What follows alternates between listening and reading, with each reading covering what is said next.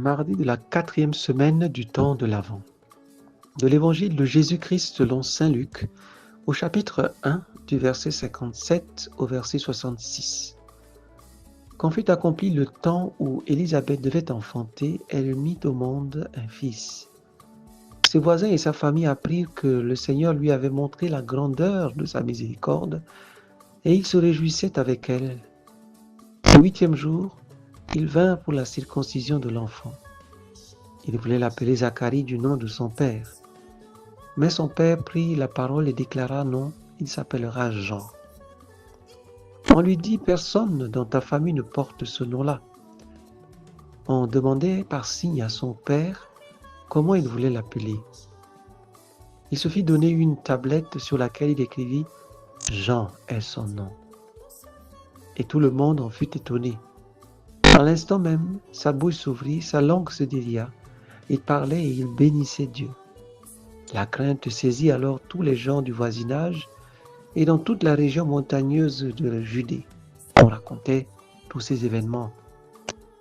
Tous ceux qui les apprenaient les conservaient dans leur cœur et disaient: que sera donc cet enfant? En effet, la main du Seigneur était sur lui.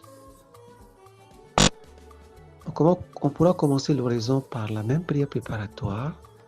Seigneur, que toutes mes intentions, toutes mes actions et opérations soient purement ordonnées au service et à la louange de ta divine majesté.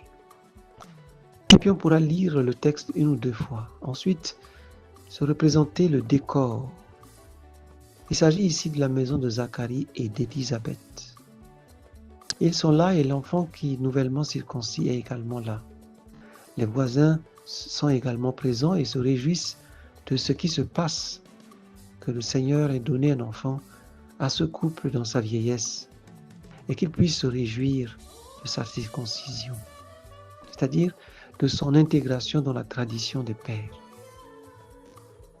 La grâce que l'on pourra demander, ce sera la grâce d'une connaissance intérieure du mystère de l'incarnation. Ensuite, on pourra en premier point voir les personnages. Voir d'abord le personnage de Zacharie. Zacharie qui est présent et qui assiste à cette scène muet. Voir ce qui se passe en lui. Sans doute se rappelle-t-il de ce qu'il a vécu au temple lorsque l'ange Gabriel lui est apparu. Sans doute pense-t-il aussi à l'interdiction de parler. Sans doute vit-il également un moment de grande joie.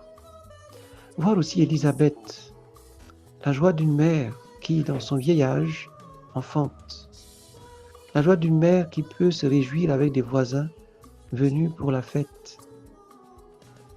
Voir également les voisins qui viennent partager la réjouissance de ce vieux couple. Voir comment cette joie est une joie partagée. Et si vous y trouvez du goût, restez. Ensuite, dans un deuxième point, on pourra laisser résonner dans les oreilles de l'imagination les paroles. Non, il s'appellera Jean. Voilà une parole stridente, qui résonne de manière stridente et qui est décisive, incisive même. Personne dans ta famille ne porte ce nom-là.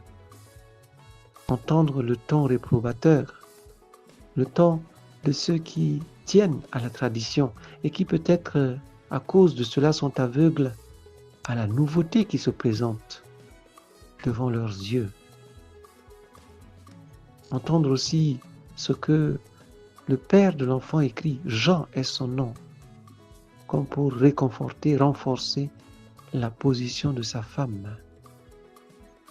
Et puis, voir comment tous ceux qui avaient un propos réprobateur chantent les louanges du Seigneur dans toute la région.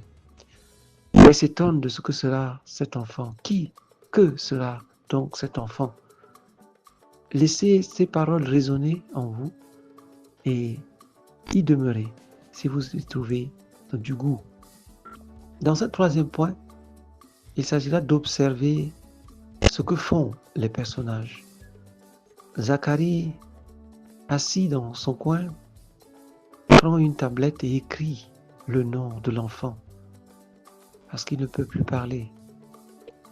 Voir Zacharie qui, à un certain moment, se lève et parle et bénit Dieu parce que sa langue est déliée dès le moment où il a écrit Jean est son nom. Il a accepté dans son cœur ce que l'ange lui a dit. Voir aussi la position peut-être ferme d'Élisabeth lorsqu'elle dit non, il s'appellera Jean. Voir aussi les voisins qui passent de maison en maison pour raconter ce qu'ils ont vu. Les merveilles que le Seigneur a fait au vieux couple de Zacharie et d'Élisabeth. Et comment tous rendent grâce à Dieu. Et après quelques instants, on pourra faire un colloque et puis parler en cœur à cœur avec le Seigneur Jésus, dont le chemin est préparé et finit par un âme du Christ.